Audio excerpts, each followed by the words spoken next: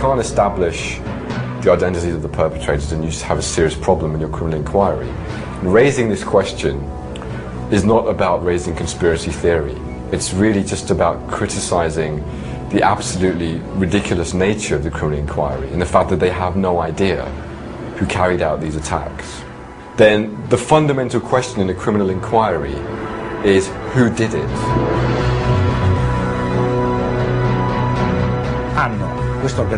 They have this evil organization.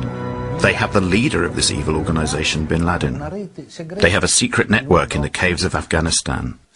It could be the screenplay of a James Bond movie. The first bin Laden videotape that was leaked and that was used by the media to suggest that Osama bin Laden has claimed responsibility. This was a very problematic videotape. There was an analysis that found that it was completely fraudulent. There were a number of issues. There were basic issues such as, for example, Osama bin Laden was wearing a gold ring. Now, in Islamic fiqh, Islamic law, a man is not allowed to wear gold. So why is the head of one of the most militant Salafist movements wearing a gold ring? Doesn't make sense. The video in question, that was found in Afghanistan in very doubtful circumstances by American soldiers, in a house that was supposed to have been abandoned by Al-Qaeda, has been questioned for various reasons. For example, a German TV network gave an alternative translation. It is completely different from the one given by the American investigators. They are not apparently claiming a role in the 11th of September attacks, but they are simply talking about what happened on September the 11th. Many of the other videos of Osama bin Laden have in fact a person speaking and an audio track that does not correspond, or that corresponds very little, to what his lips are actually saying.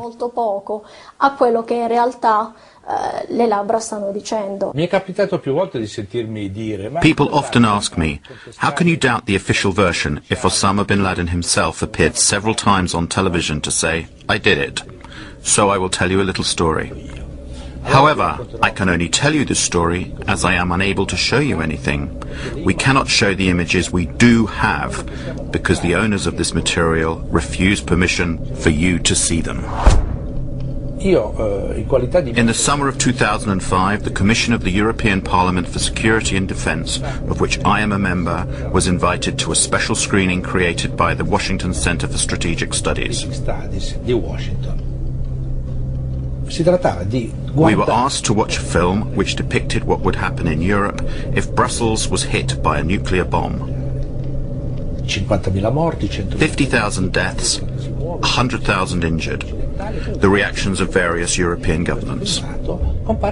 Suddenly, footage of Osama bin Laden claiming responsibility for a nuclear attack on NATO headquarters comes on screen. All members of the Parliament, myself included, were rendered speechless. American experts from the Center for Strategic Studies were on hand to explain the action on screen. Then a parliamentarian finally said, "Today we were shown a convincing demonstration of how Osama bin Laden's image can be completely manipulated."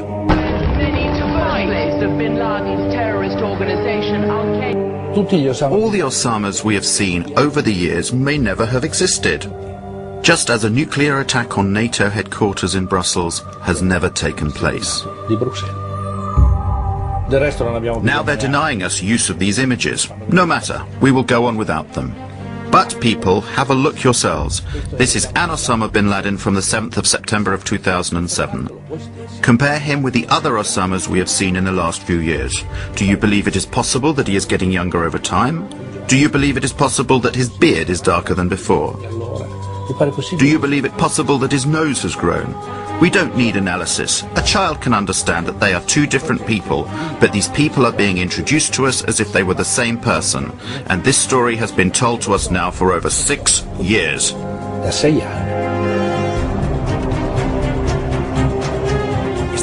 Did bin Laden organize the attacks of September the 11th?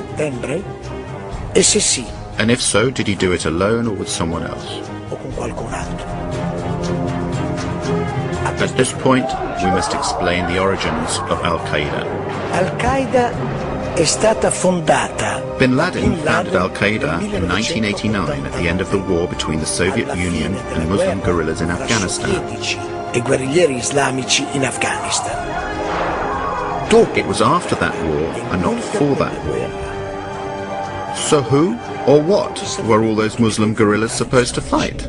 What did Al-Qaeda mean at that time? And this is very interesting. We'd have to go to Robin Cook, the late Foreign Secretary. In the Guardian article, he confirmed that Al-Qaeda was a term that was invented by the CIA, and it had been invented to designate a database of mujahideen that were recruited and trained by the CIA. And he's right, because the Arabic word for database, you just have to add this word.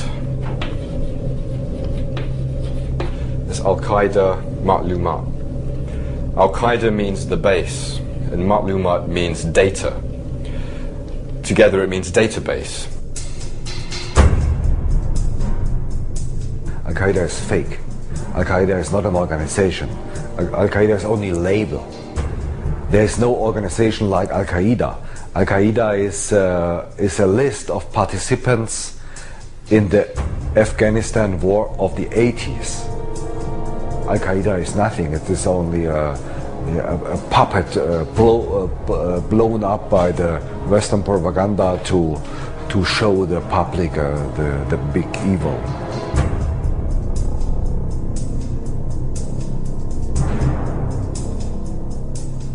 I was chief of the visa section at the American Consulate General in Jeddah between September 1987 and March 1989. During my period there, I was involved in what turned out to be a Visas for Terrorists program with people coming to the consulate, recruited by the Central Intelligence Agency and its asset Osama bin Laden, and sent to America, either for instruction in how to be good terrorists, or for rewards or debriefings on what they've been doing in Afghanistan. I assume it was simply on how to blow things up, shoot things down, and overthrow governments. After the Cold War, their connections with Al-Qaeda proliferated, multiplied. Al-Qaeda is being controlled in various ways, directly and indirectly.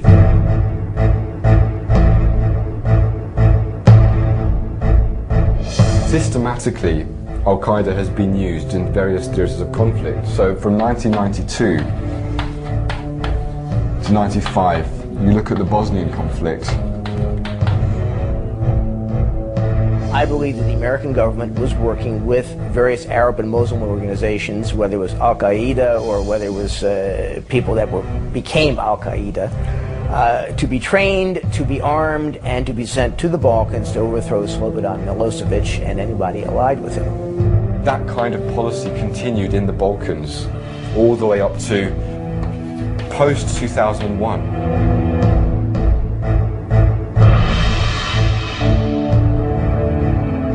American Secret Services, who only delivered weapons during the war, after the war also engaged the jobless mujahideen on their own payroll. That is a proven fact. There are a lot of testimonies of mujahideen before German courts. They were hired by subcontractors of the Pentagon, namely the private contractor MPRI, Military Professional Resources Incorporated.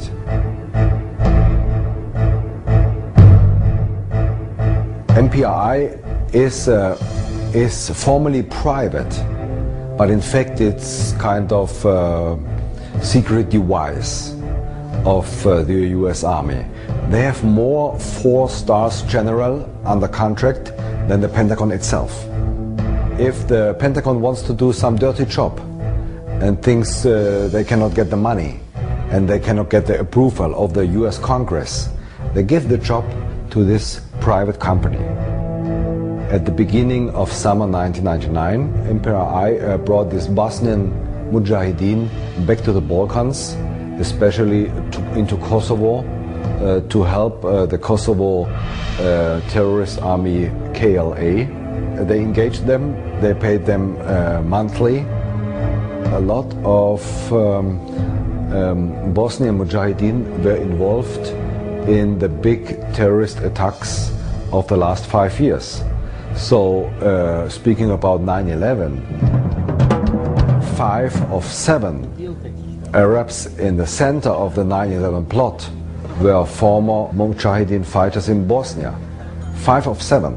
Nobody speaks about it. What is required for you to get a visa approved to enter the United States? The type of information you have to supply is extremely detailed. But a high-ranking official in the US consulate of Jeddah, Michael Springman, revealed the fact that in that office, many CIA agents were working undercover and that the office was issuing too many visas far too easily to some very suspicious people. I was told by a really good contact, a businessman outside the American consulate, that if I had sent one word to the State Department inspection team investigating what was going on in the consulate, I would be fired summarily. Well, that office in Jeddah issued many of the 15 visas that were used by the hijackers to enter the United States. None of the 15 applications conformed to US visa regulations. For example, under the heading Destination, many of them wrote Hotel, New York or California, and in one case, just no. And so, it was common practice to help the terrorists of Al-Qaeda to enter the United States. They came to be trained, and this went on for years and years. The same thing happened with the hijackers of September the 11th. The terrorists, 6 of the terrorists, including Muhammad Atta, trained at U.S. military facilities. Okay? Muhammad Atta went to International Officers School at Maxwell Air Force Base. Maxwell Air Force Base in Alabama, Brooks Air Force Base in Texas. Their contact address, the Pensacola Naval Station in Florida, the Defense Language Institute of the Defense Intelligence Agency in Monterey, California. The hands of intelligence, they're all over these people. So, to sum up, the main hijackers trained and fought in ex-Yugoslavia where they were paid by a company of mercenaries that was connected to the Pentagon. Thanks to the CIA, they got entry visas to the United States. Once they were in America, they did everything they could to be recognized and to attract attention to themselves since they were sure of their impunity. They trained in American military bases and went to flight schools, although they didn't learn to fly.